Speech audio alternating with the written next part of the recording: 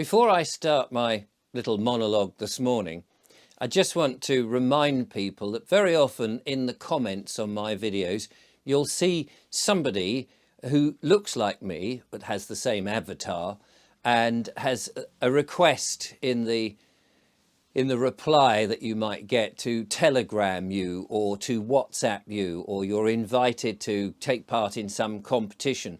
Please be assured that I will never in the comments ask you to WhatsApp me or Telegram me. I believe that there is a nefarious organisation of people, of trolls or bots, whatever it is, who's continually setting up these sort of accounts. And they plague YouTube creators like myself of a certain size to either scam you or to deter what I'm saying, and or to make out that, you know, I'm somebody else.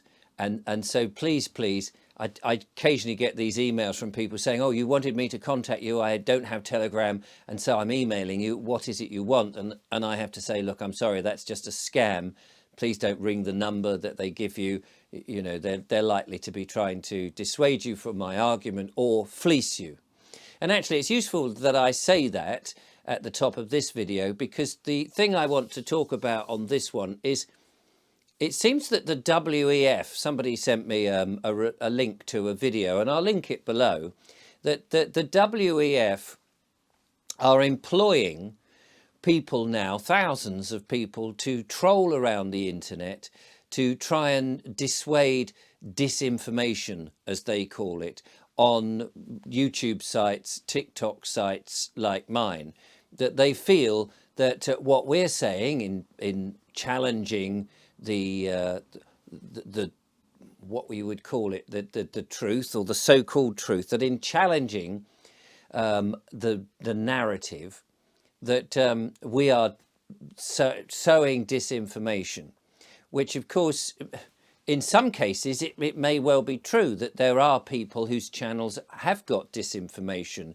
It's very difficult to know, is it not, when you're watching a different video on a different platform, whether they're trustworthy or not trustworthy. And in the end, you have to use critical thinking and your own, excuse me, your own experience to know whether what they're saying is likely to be true, plausible, possible, or even remotely likely. And sometimes what people say on these platforms, of course, can be extremely challenging and may give you a view of the world that you're not familiar with, and that actually what you see out there in the real world is actually inverted. Now, some of that may well be true, but some of that, of course, may be made up, and some of it may be a combination of those, and maybe just somebody's opinion. Now, my channel is purely opinion based. I can't say for sure that I know any of the things absolutely categorically. Like all things, you read stuff, you watch stuff, you're influenced by stuff, and you try to assimilate it in your mind and come up with a theory and an idea that this part might be true and that part might not be true. This is useful and that's not useful. And then you form perhaps your own hypothesis and an opinion. And that's what I do on this channel. So I would say to anybody, don't take whatever I say as gospel. Don't just accept it. Maybe think about it and say, that's an interesting idea. And in the comments, of course, you'll see people who disagree. Well, with this WEF having actively employing people to spread forwards in their millions, however many people they reckon they've actually got to do this, it's another disruptive force, isn't it? So you might see in the comments people who are arguing against what I say, and it may be that they deliberately are arguing because they're employed by some nefarious organisation. But it may be, of course, that people just simply disagree with me, and that's absolutely fine. The thing about free speech and what we should be able to do is to share an opinion, and this is something that these days is very difficult, but we should be able to share an opinion, and people can disagree with it if they so wish. And if they disagree with it and can put their disagreement over logically, politely, in a and even constructively, I suppose, then that's perfectly laudable. We should still be able to say, well, you disagree with me, that's fine. You know, we can still be friends. We can still have a conversation. We can still pass each other in the street and smile. But if people are violent in their disagreement and they're using slurring terms, or they're using name calling, or they're using expletives, well, that's something different, isn't it? That either means that they don't really have much of an opinion themselves because they've got no argument, or they're just being disagreeable for the sake of being disagreeable. Because if you happen to go down to name calling, then of course, you know, you've got no argument, because the last resort is name calling. So it's going to be interesting if these WEF disinformation people are really out there and are really trying to cause trouble. The thing I would say, of course, is that we've always had people trying to prevent free speech from coming around, because the truth can be, on occasions, quite ugly and quite difficult for people to accept, because very often a variation of a truth, or what somebody perceives the world, is all this one way, being told by perhaps authorities that everything's all safe and effective and it's all very nicey, when actually the truth is perhaps a little bit more abrasive than that, is a bit more difficult to take. Or, of course, what you've been told is a downright lie. So solutions for this, I think, is, rather than just taking what, what people like me would say and other YouTubers would say, is to definitely think about it. And I would take this one step further, because there are two things I think that would be useful. I think schools have a real part to play. And I know schools are being attacked and have always been attacked because they're trying to train up children in a certain way. I would like to see schools have more debating going on in the classes. So whatever the subject is, let's say it's a history subject and you might be talking about a battle that took place, like the Battle of Hastings, for example, in 1066. And a number of people do argue actually about where the battle took place. Is it over where battle is, or is it in another place? And I would like to see children being given the opportunity to use their critical thinking in schools, to be able to argue their points, to stand up in front of the class, build the confidence to be able to say, well, actually, I think this, and these are my reasons. And then somebody will say, well, I'm not too sure about that. I think this for these reasons. And so you build in more debating chambers than the sort of, here is the facts, write them down in your book. Because whatever facts are presented to you are usually the facts of some form of authority. Now, they may be true, of course, but wouldn't it be great to get children at school more confident to decipher those facts, to pull them apart and say, well, actually, that doesn't seem very logical. Maybe this happened, or maybe that happened, so that you build a future generation of critical thinkers, rather than those that just accept whatever comes down a YouTube channel or the television or the mainstream media or whatever, that we build up people who do that. The other solution that I would like to suggest might be useful is that more people, instead of just watching people like me and many of the others, actually set up their own YouTube channel and take the risk, put your head above the parapet, and talk about those things that you feel is not right, that is wrong, or what you passionately believe in, and put your arguments forward. I think more people need to grab the space, as it were, and talk about their ideas for what is good for the future, what is good for the planet, what is bad for the planet, how they've found difficulties in certain areas where they would like to criticize and where they would like to praise. I think more people should get onto this platform like YouTube and these other video platforms and express themselves, because you have a number of large channels, and my channel, I have to say, is growing all the time, as you've seen. And then people start to look at you as if you're some authority. And let me tell you, I'm no authority whatsoever.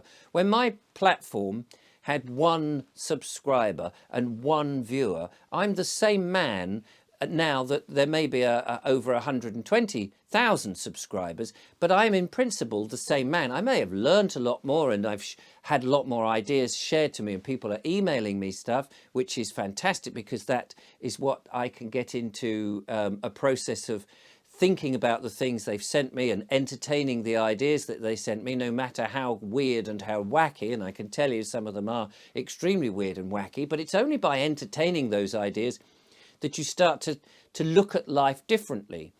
And I think this is a brilliant method for anybody to build their confidence, to share their ideas. Okay, I know people in the comments can occasionally be, especially when you're starting, it can seem like they're getting at you personally, and you have to sort of take that with a thick skin and a pinch of salt and go, well, it's just somebody's point of view. Very often these are keyboard warriors who've got nothing better to do. They just sit there and want to spout hatred because they can't be bothered to get up and do it.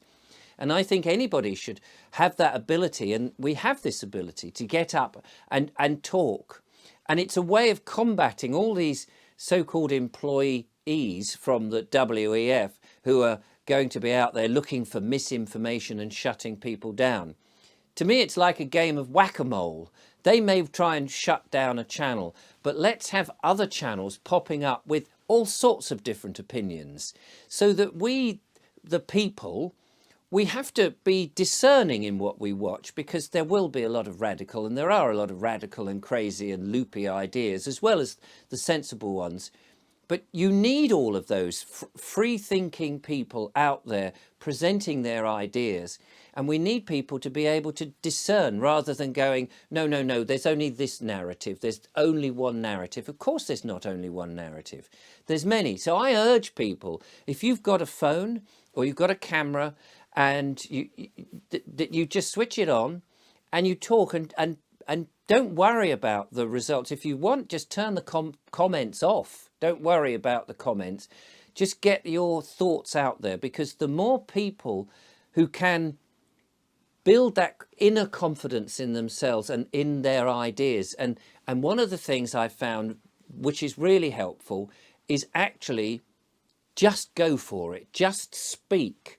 And ideas slowly form. It doesn't matter if you get a bit lost in the argument. I get lost in the argument all the time, and you see that. But it's genuine. Don't worry about having to edit it and make it perfect or make it anything. People want to see genuine people. They want to see people who are like them trying to express an idea. And sometimes we all get a bit muddled, and we allow for that because we're all human. Let's have real people on there with real ideas, rather than what I fear is coming down the line, and I'll talk about this in another video, is more of that one narrative that's being controlled by an AI brain, rather than us human beings who are trying to come up with an interpretation of the world and what it means to us. So although there may be these internet warriors who are being employed and to do all that, the more of us get up and speak, we start to see what is a genuine argument and a genuine way of life and a genuine desire for a type of life that we want. We also will see from all of these videos the sort of thing that people actually want from their lives. And that's going to be a good thing. The more we get people talking, the better. Finally, before I go on this particular one, I am aware that a number of channels say some frightening things. They're trying to inform people about things that are going on, and they can be quite frightening and sometimes very difficult to believe.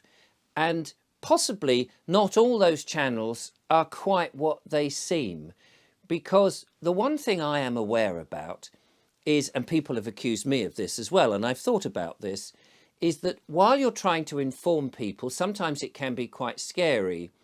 And unless people are offering solutions, then I worry that these other channels are either purposefully adding to the woes of people by scaring them, or they are actually under the direction of those people who have nefarious ideas, such as the WEF who want to scare people and want to keep people down and want people to be frightened.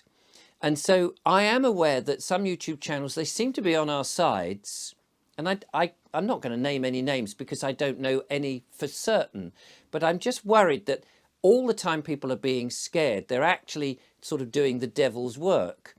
And so I've taken it on board for me that rather than, yes, I want to inform, and sometimes that information can be a little bit scary, but most of it's my opinion, you see.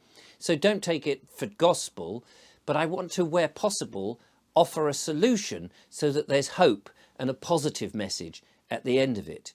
And so that's why I say, get on YouTube, get on these video platforms with your phone, put up your own channel, and where possible, be positive, even though we find that there's a lot of negative things about, and keep the vibrations, if you like, high, and claim the space of free speech before these terrible people try and shut us all down.